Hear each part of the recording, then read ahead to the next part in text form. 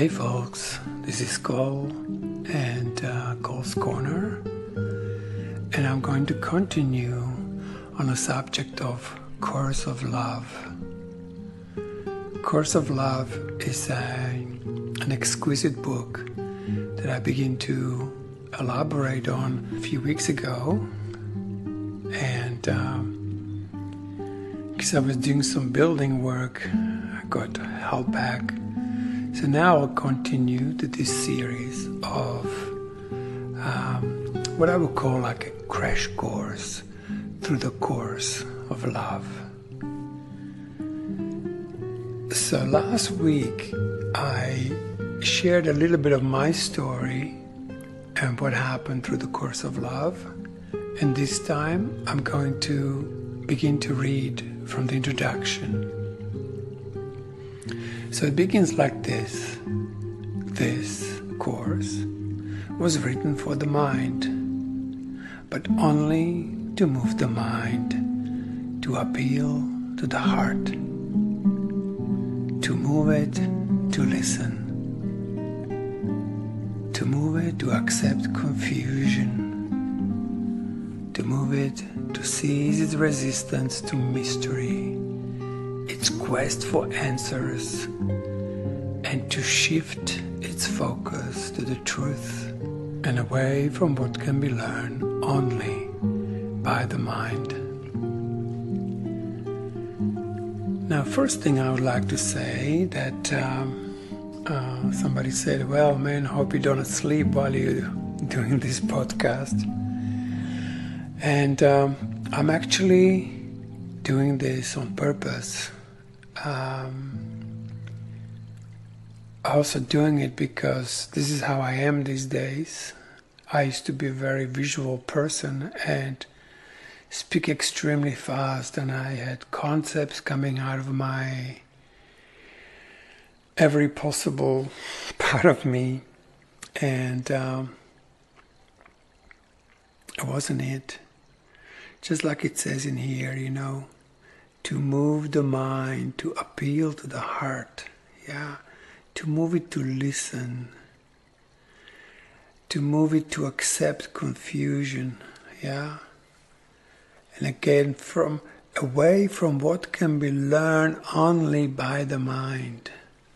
And this is where the whole course of love is leading us to begin to listen through the heart, to the heart, and speak through the heart. In my early days, I thought heart was in my chest because that's where our pump that runs the blood is, and we call it heart. And often it's generally believed, and many traditions tell us that the heart is in the chest area, and this is somehow has changed. I got to realize that the heart is in the center of the being. It goes away from what we believe is our body and what we believe are our chakras and all these energy channels that we've been told that there exist. And heart begin to introduce itself in a new way. This is a course of the new heart of the now, not the heart and the love we know, but the heart and the love that is being born right now. See, as you are where you are right now, a love is being born. It's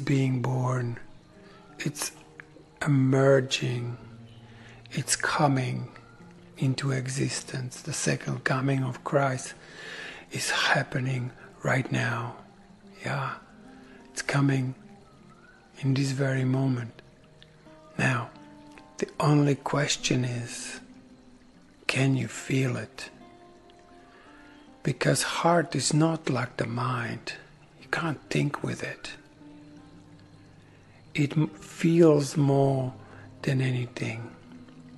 And the heart cannot actually even be born unless your will is actually vibrating. Now, I've done quite a few audios on the subject on right use of will, and some of you know, some of you heard these.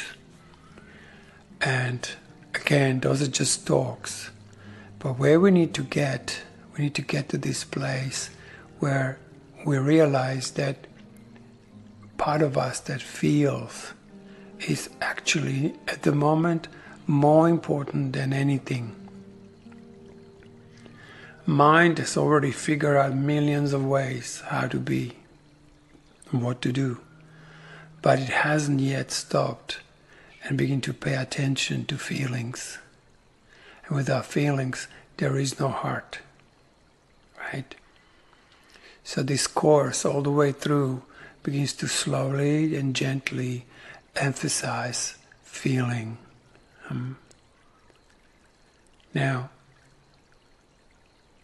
feelings are a big subject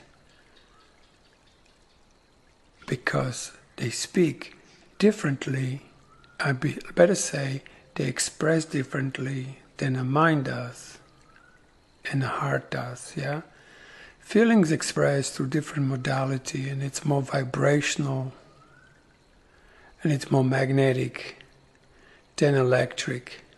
So the mind functions on impulses, electrical impulses. However, feelings don't have this electricity at all. They have magnetism.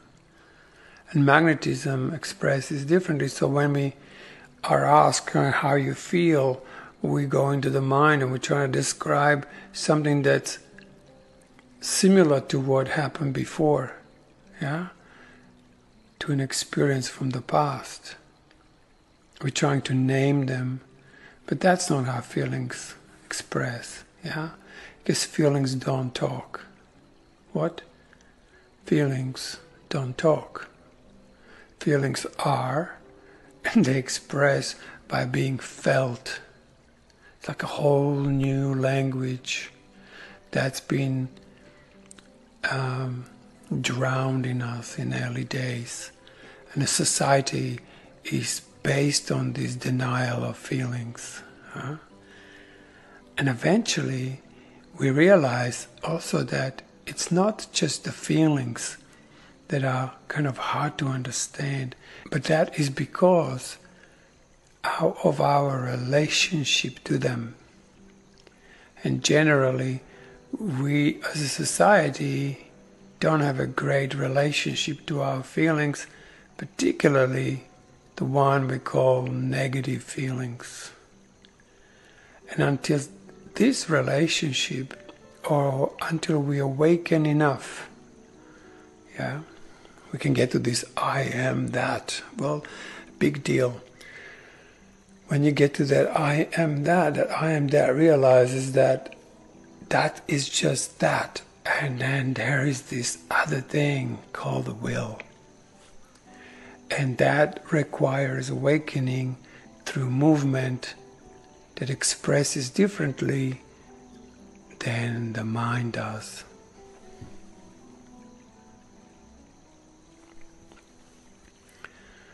So there's a lot to address here. So I speak slower because, and this would be a great thing if you wanted to try something that I found one of the very simple thing, but a revolutionary in some way, that particularly if you're a fast talking person, that you try to speak very slowly. And you might try it and realize that you still speak very fast. So then go slower than that. And you might realize that suddenly your feelings have a greater chance to express. Just realized that I began to record quite late, and now we're going to have our cicadas backing me up. So you might hear all sorts of bush noises. They can be quite piercing. See if I can turn on the treble and cut this out a little bit. I live in Byron Bay, near Byron Bay in Australia, New South Wales. And I live away from town in a foresty area, and we have a lot of nature, snakes, and last time I mentioned, and brush turkeys and kookaburras and all these wild animals. They can be extremely loud. So just so you know why that noise is there. So just coming back to this feeling realm, it will be much easier to access if it has a time to express itself. Now, feelings are slow. Most of all, feelings are much slower frequency, and in this world where everyone's in a rush and, rushing to hear as much as possible, or, meditate fast and do yoga fast and just do everything possible to manage as much activity in a day, squeeze everything in. And yet this feeling realm is very slow. It can be fast, but to access it first, we have to slow down. So as you know, visual people speak very fast. Auditory people who are more based on listening, they are more rhythmic, and they are kind of speak very rhythmically and evenly, but not very fast, right? Whereas the kinesthetic people, which is the feeling people, they are in this realm. And even that, too fast for them. Because for them, language is like, what is that, right? I don't know if I mentioned these two civilizations before. One was Lemuria and the other one was Atlantis. I definitely spoke on that in a subject of right use of will. And, Lemuria was this society where they actually did not have words. They only have sign language and a sound. And they communicated through feelings. So imagine a scenario, we're sitting together and I'm feeling something, let's say profound, that happened to me yesterday. I'm feeling it. And I send it over to you as a feeling, and you actually receive that exact feeling, and you go, oh yeah.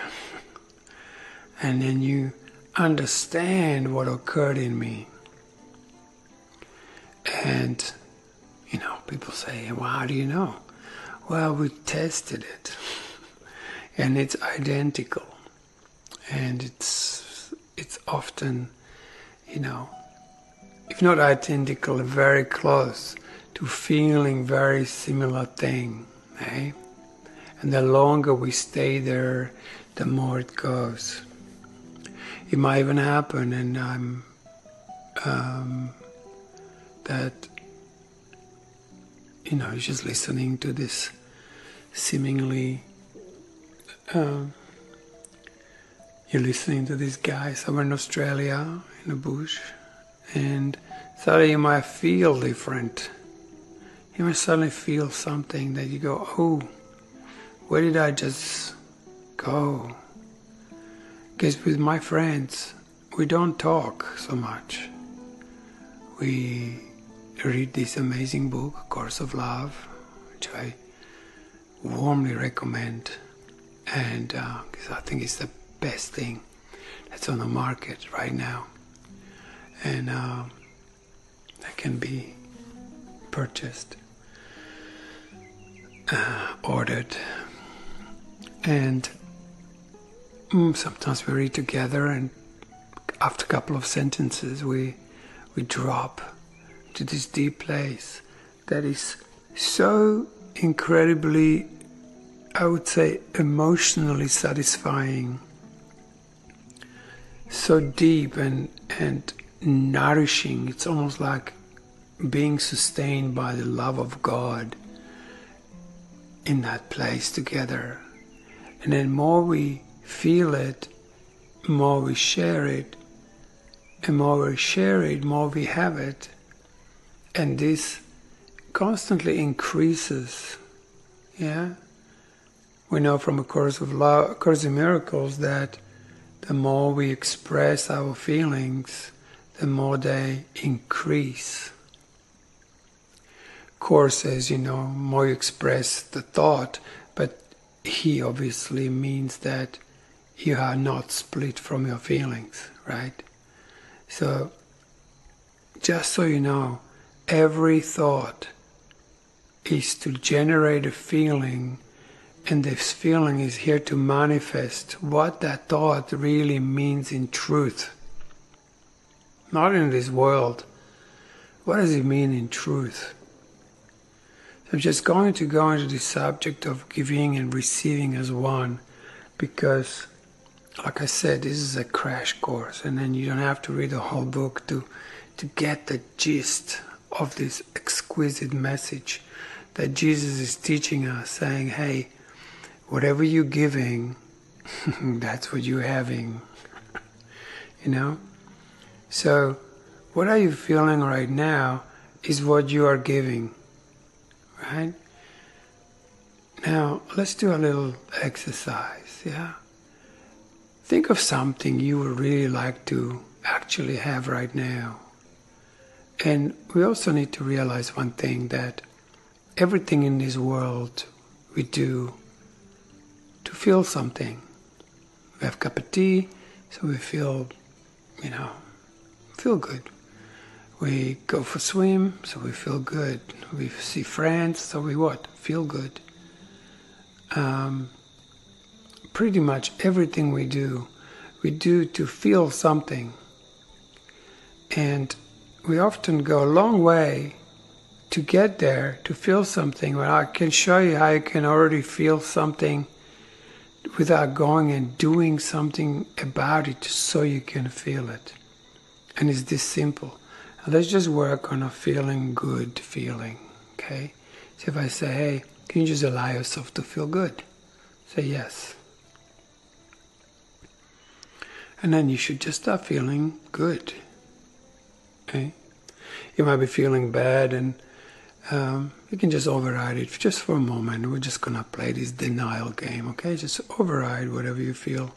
We're just going to feel good, okay, for no good reason. Just feeling good. And then feel that. You have to feel it. You can't just imagine it. You have to feel it deeply in your body. Yeah. And then allow yourself to feel this more. But what more? Begin to give it. So to everyone, I offer this feeling, good feeling.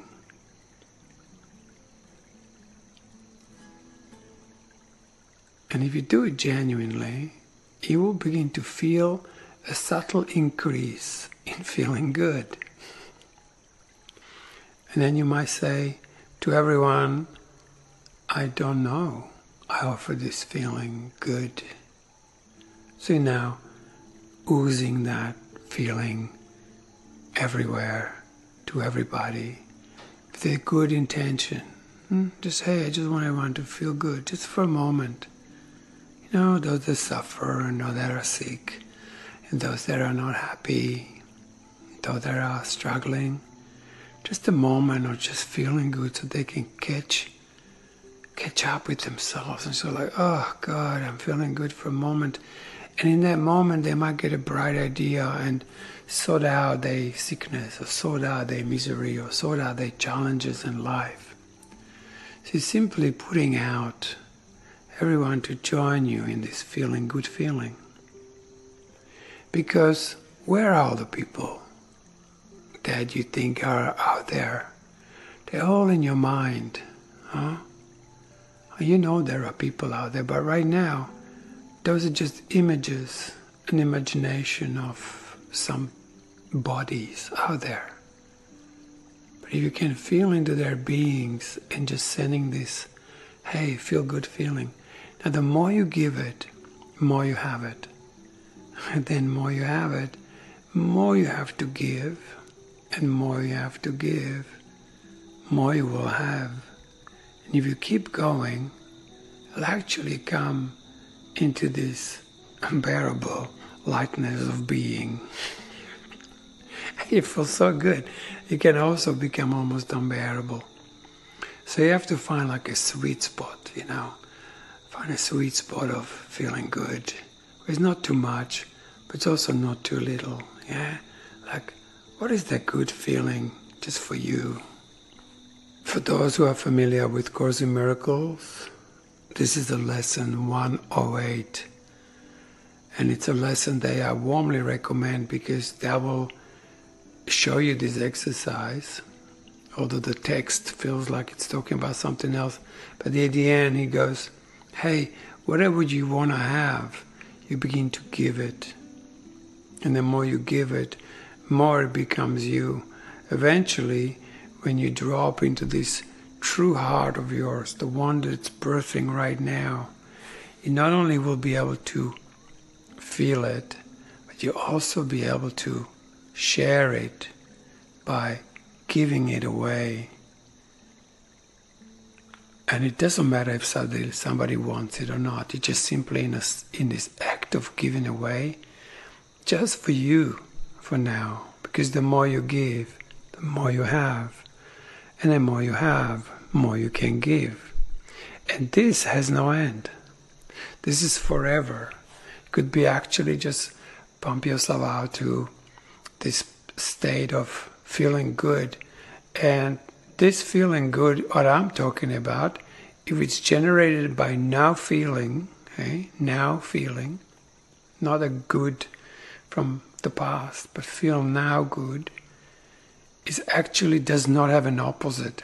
It doesn't have the feeling bad in it. It's just that singular expression of just simply like the creation is, makes you feel good and happy for not particular reason, because you were created that way.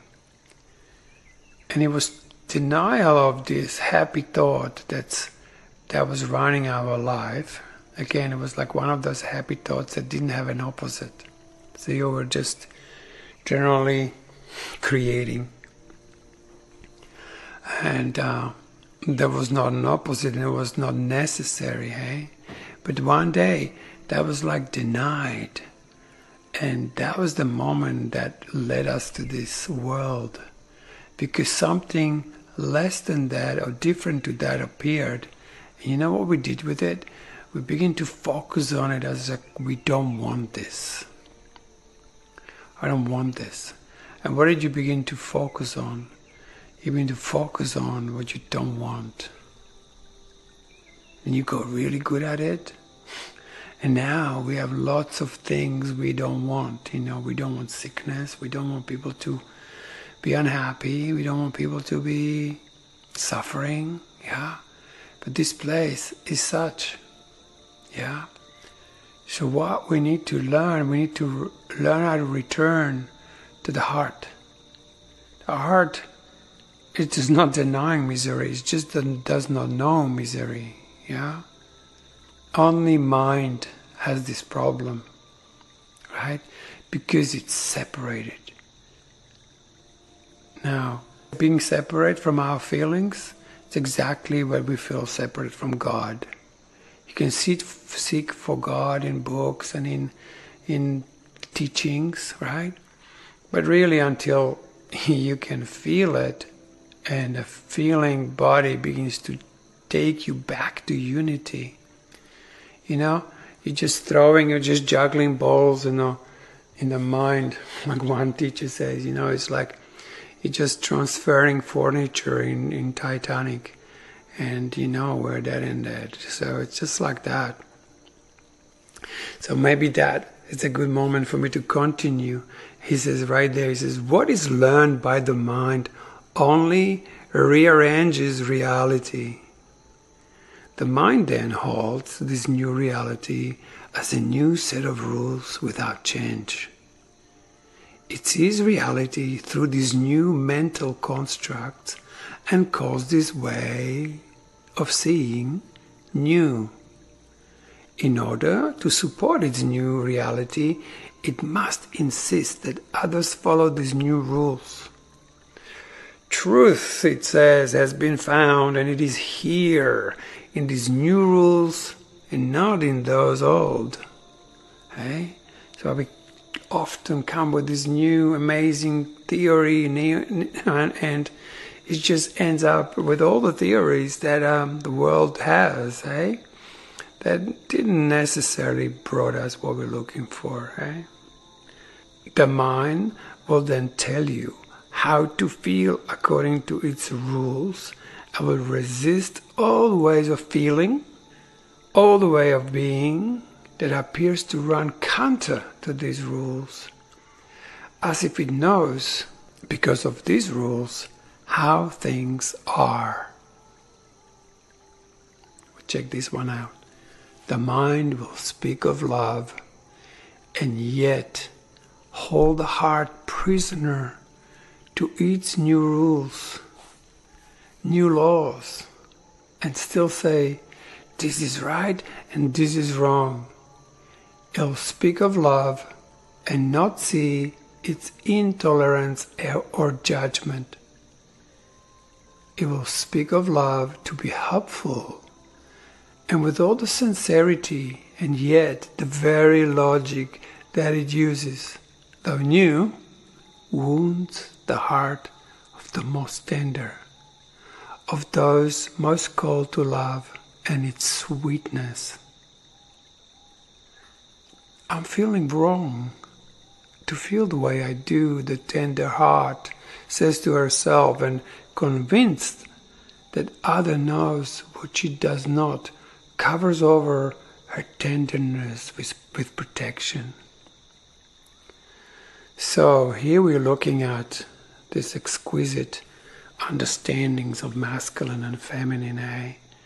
The feminine has become so hard and protected, and I'm talking the feminine in us men as well. Yeah, what is this feminine aspect of us? This is so important, which is the feeling, which is the great mother, right? So we've lost this tenderness, this sweetness of love that is this very subtle, tender heart. Yeah.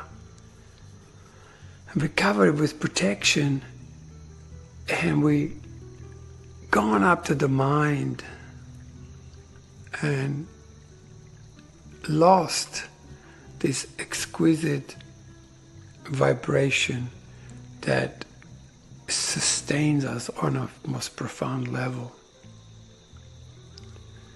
So, like I said, it's to learn how to soften again. And I've got this again of like a wonderful, very simple way of how to go there.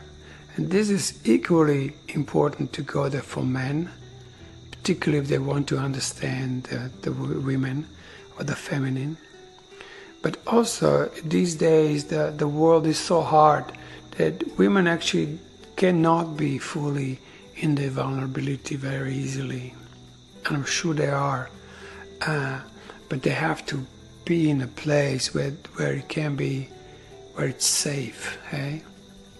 So there is this beautiful thing, we can go like, just allow yourself to go soft.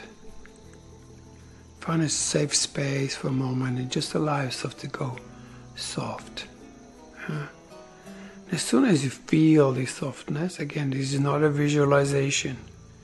This is, you got to feel it. Without feeling it, This is nothing. Yeah. So you feel softer, just a bit softer than you are right now. Soften. Just say yes to softening. Okay. And then you suddenly feel there is a more subtle part of you. As soon as you get there, you simply rest there for a second and then allow yourself to go even softer. And you say, okay, I'm going there. And again, feel that. Be there for a moment. Soften up. Slow down your thoughts. And let yourself go even softer than you were just a second ago.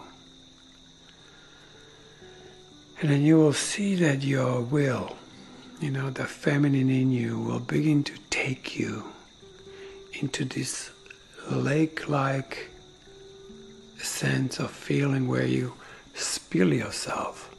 And you get to enter the softness of your heart, the softness of your feeling where you no longer need to protect. And of course you do protect if you have to, but right now it's just going deeper. And just notice one thing, that no matter how soft you get, if I say, hey, go softer than that, and you say, yes, okay, I'm going, you will actually go. So it's like a direction, like, hey, let's go even softer than this. And off you go again. And you will notice that this has no end. This is everlasting, a realm that can be deepened and deepened, and each moment becomes more subtle. And you will notice that the density of your body suddenly changes. You will begin to feel more or less like an amorphous part of you that is not the body, only the body. But you could begin to go into your being, your more subtle realms of existence. And again, there's no end to this, so you could just go even deeper. And you can even pause this recording and just keep going and keep going and just see where you can get to, right?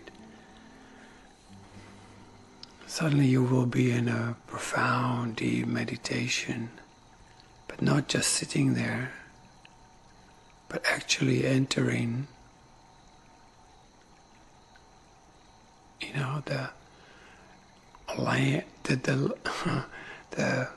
the realms of celestial order, and you didn't go up.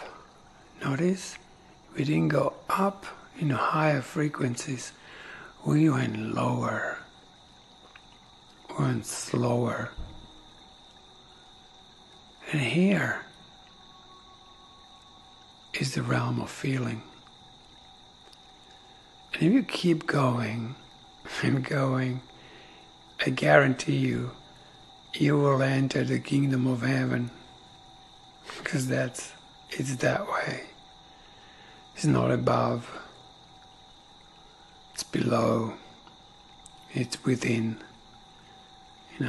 Jesus says the kingdom of heaven is within, and we think it's up there somewhere, out there somewhere. It's not a physical realm. Like Jesus said, my kingdom is not of this world. It's not of this denser part of creation. Now, I'm not denying the density. I'm just saying, see if you can find yourself a little bit less dense. And you will realize that, you'll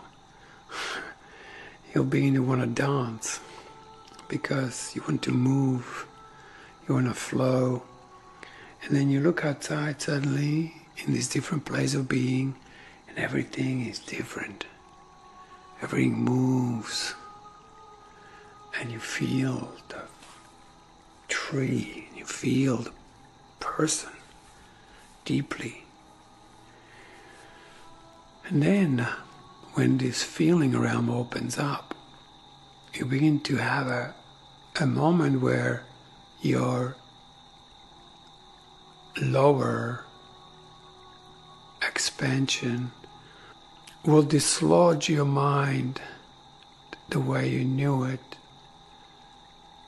And instead of your thinking comes presence.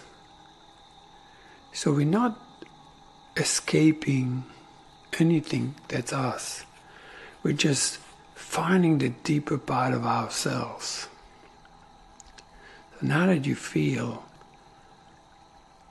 your mind gets grounded and it stops frantically searching for answers, or it just stops.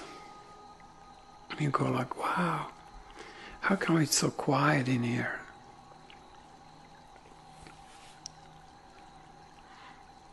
And your need to think vanishes.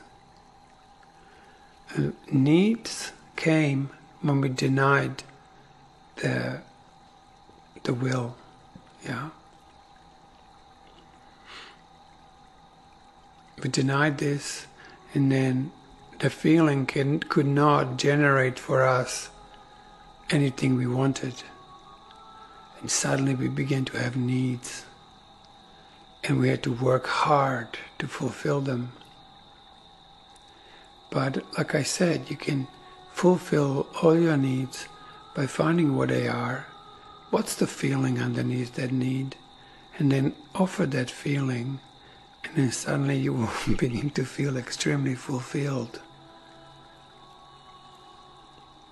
And then you don't have to rush to get something in the physical realm. What's more, suddenly those things that you actually desired might be just given to you, hey? That's the whole line of seek ye first the kingdom, everything shall be added on you. So as you can hear that I've got a whole orchestra going on out there with the cicadas and bugs. And it's beautiful and cool. We had a lot of rain in Australia.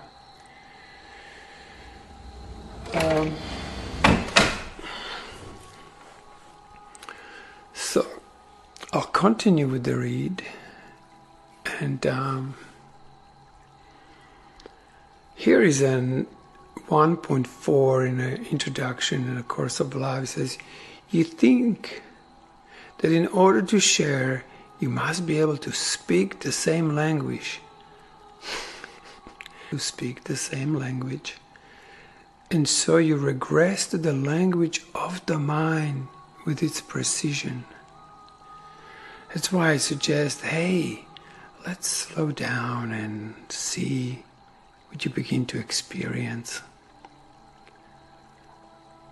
I keep saying this over and over. In Course in Miracles, Jesus says at the end of the book, he said, seek only the experience and do not let theology delay you.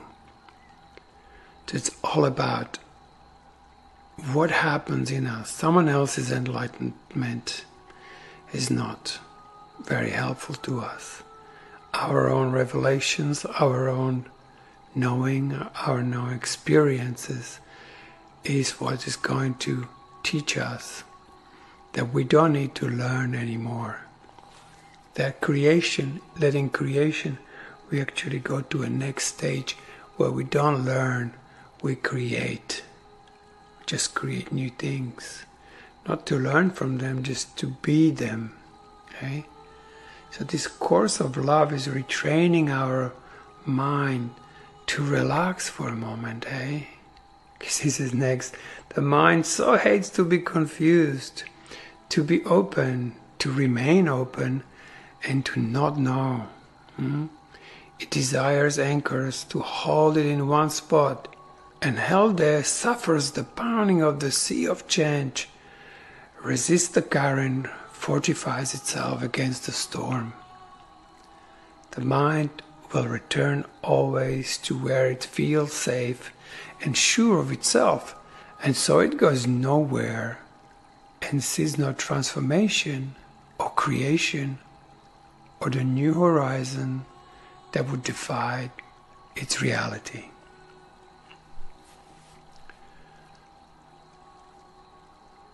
In the Teacher's Manual of A Course in Miracles, Chapter 20, it's called What is the Peace of God?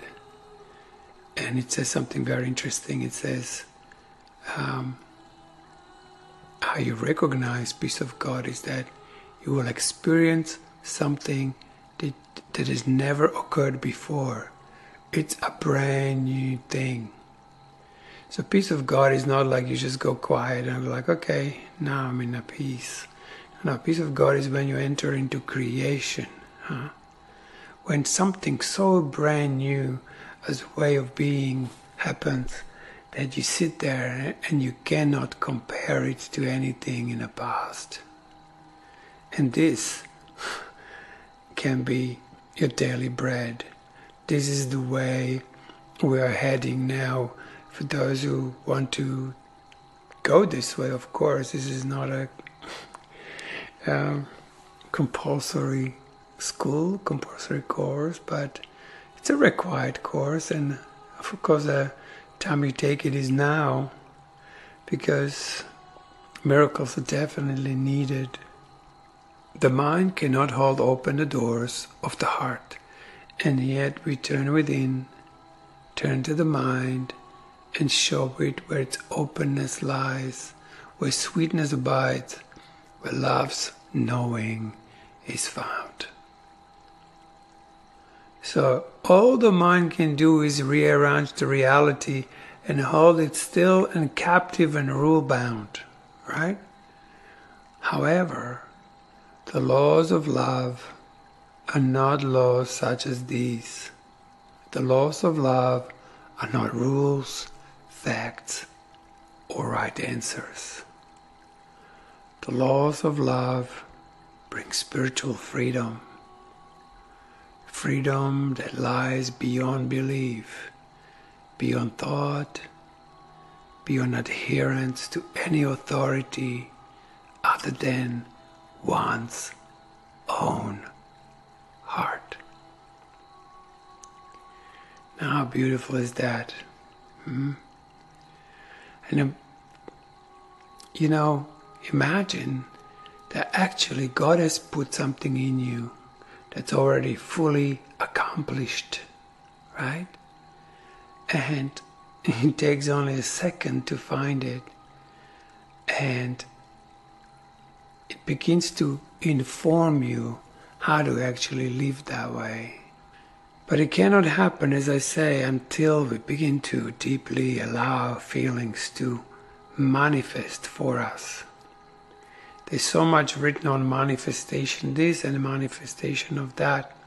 At the end of the day, no matter what physical beat you get, it's only gonna make you feel a certain way. A new car is gonna give you a feeling, but that very feeling, you already know what you want. You already want that feeling. You can generate that feeling right now. There is in you something I call the mother of everything that can create for you any feeling you want now. You don't have to wait until, right? Yeah. You can think of a person that you find is the most enlightened, right? So who is that? Whoever that is. And can you feel them? Can you feel the state of enlightenment they're in? Of course you can. And can you allow yourself to actually realize that feeling of enlightenment is in you right now. Because that idea was in your mind.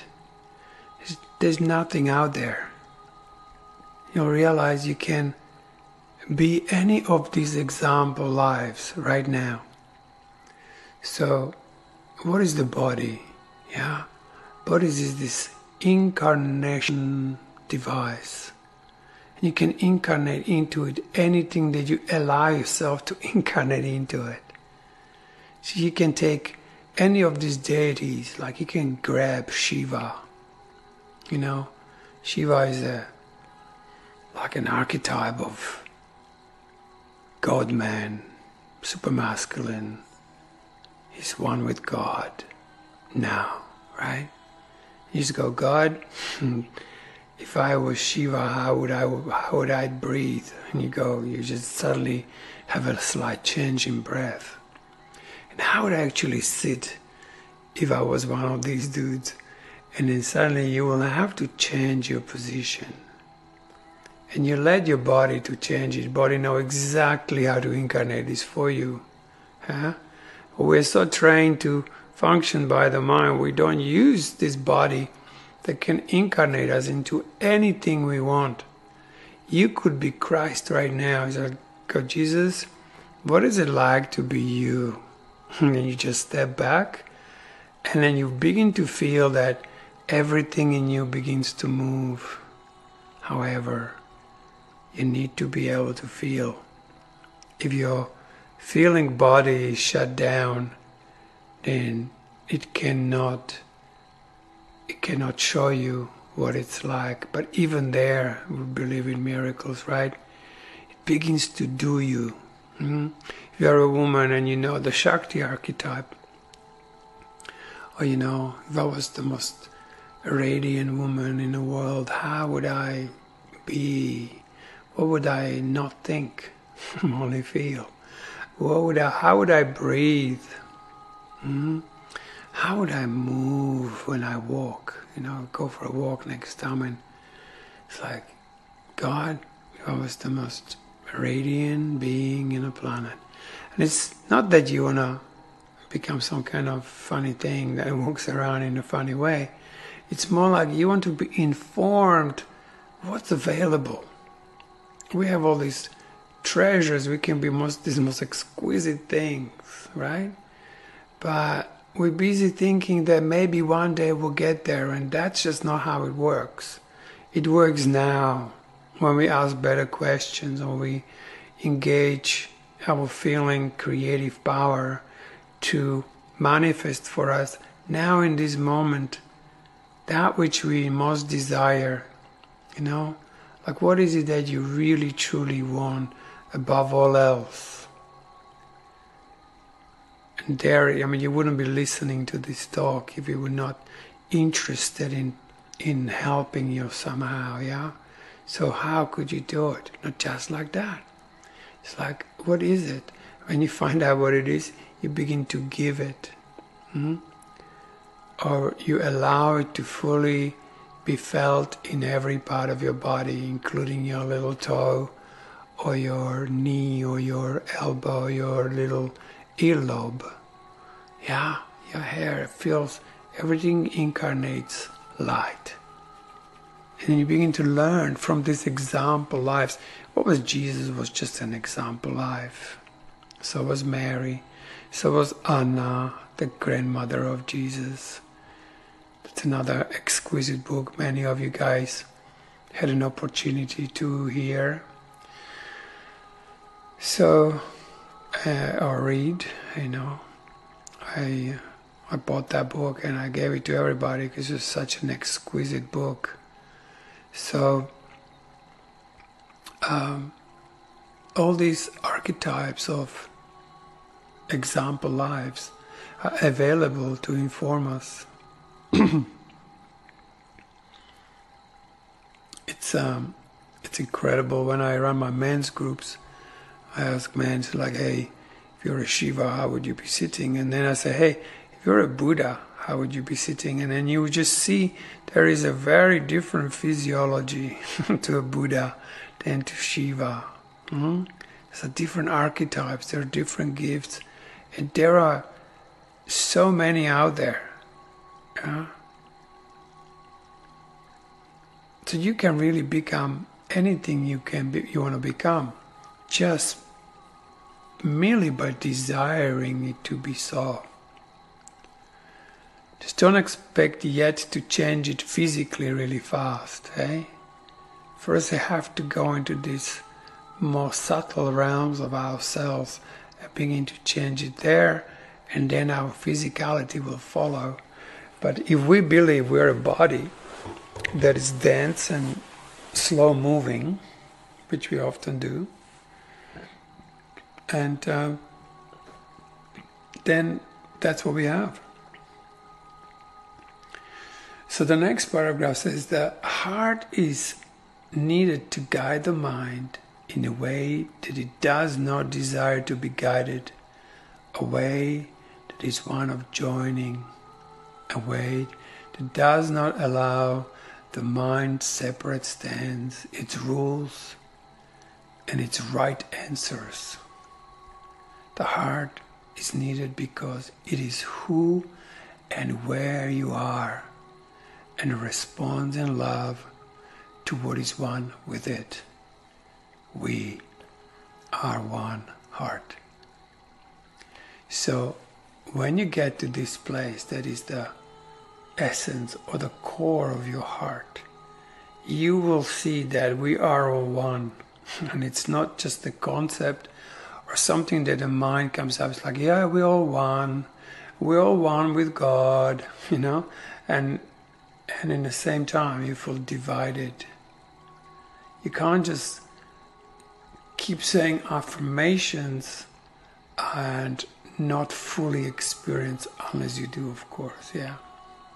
So we are one mind also. But of course we have this little mind that's separate, and then we have an exquisite mind. This is the other part. And this is what I was saying at the beginning. I said when the feeling returns, when your feeling body awakens and begins to vibrate, it will ground your mind and replace it with vision. And the vision is part of ourselves that actually fully understands this whole feeling realm. And then you become present. You'll be fully present for your feelings, and any idea that comes to your mind begins to immediately manifest in your feeling realm. The heart will love it, and the physical body will embody it, and it turns into what we call in A Course of Love an elevated self of form. Yeah. So you will find yourself like smiling for no reason. You'll find yourself like almost like weightless but vibrating, and I could even say like turned on. Yeah, you suddenly turned on. It's exciting somewhere, right? But it's not like, rah. It's more like, oh yeah, like, oh, I'm awake.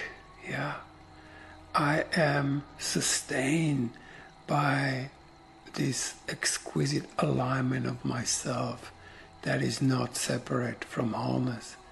And you will enter into unity, right? And there begins a new level of learning, which is being just informed, inform in a way that we were not informed before. So it says here is that we are one mind, to the root to oneness and union, to life in form that accepts oneness and union, to a humanity restored to wholeness, is through the heart of the mind. How exquisite, huh? I'll read that again, it's so good. To root to openness and union, to life in form that accepts oneness and union, to a humanity restored to wholeness, is through the heart of the mind. Yeah. So we get this, like a new mind comes in. So the Course of Miracle calls it vision, right? You begin to suddenly see things differently. And this world will begin to no longer be projected from all the denials we hold in ourselves, but it will be recreated. And suddenly what you for so long thought the world was will begin to change. So this course will seem remedial to some, easy to some, complex to some. The mind may say, I know, tell me something I don't know. The mind may reel at contradictions, cling to known truth, compare this wisdom with other wisdom. The mind will attempt to understand with its own logic and fight the logic of the heart. The mind will seek new rules and perhaps be willing to rearrange its reality once again. Check this one out. The mind is its own reality. Watch this. You cannot escape the mind's reality with the mind. This is amazing. You cannot escape the mind's reality with the mind. So whatever mind learns is not going to help it. There's got to come something else. Like was my experience, like, I realized that I can't get there. And then, wow, the Christ consciousness just appeared and say, okay, you ready? Yeah. Boom. It's like pops this bubble of the mind, and it's just, you realize you were just in this tiny little speck of dust trying to figure something out, and it just disappears. In the next minute, in this exquisite ocean of God's embrace. In an instant, in a blink of an eye. Yeah. But you got to trust the heart. I mean, what is Jesus? Jesus is not about mind. He was the heart. He was just, people looked at him and just went, whoa, right? Because he was just beaming. He was just oozing. And like I say, if you don't ooze, you lose, you're right? But yeah, so this presence of Jesus, right? It's not a body, of course. It's not the images we have of Jesus are just distortions, spectacular distortions. Yeah, comes this presence and just undoes you, despite you imagining. It just goes, okay, you ready? Yep, boom, and you're done, and you go like, oh my God! And suddenly, everything begins to vibrate. Right, and then that's way more feeling than what we imagine thoughts. But the thoughts will get corrected. Then he goes, you cannot learn how to escape the reality of the mind with the mind's patterns of learning or of logic. You cannot live in a new and fresh world and retain the mind's reality, right? There is no everyone to whom I speak, says Jesus, to whom I give these words. There is no single, no solitary, no separate mind to whom these words are spoken. These words are spoken heart to heart, from one heart to one heart, right? So Jesus is offering us, hey, you're my brother, I've just went ahead and discovered this thing, and now you can have it too. Come, I'll show you. I'll pop you out of this bubble you've been caught up in, and you remember God. Everyone is just a concept. These words are given to each one, capital O, one. They are held only by each alone, by which I mean in the sanctity of one heart. We are one heart, we're one mind, joined in wholeheartedness. We are the heaven of the world. We replace bitterness with sweetness. We dwell in the reality of one heart, creation birthplace, the birthplace of the new. Now check this out. The new is not that which has always existed. It is not that which can be predicted. It is not which can be formed and held invalid. The new is the love's expression. The new is the true replacement of the false. Illusion's demise, joy, birth amongst sorrow. The new is yet to be created. One heart to one heart. This is a course for the heart.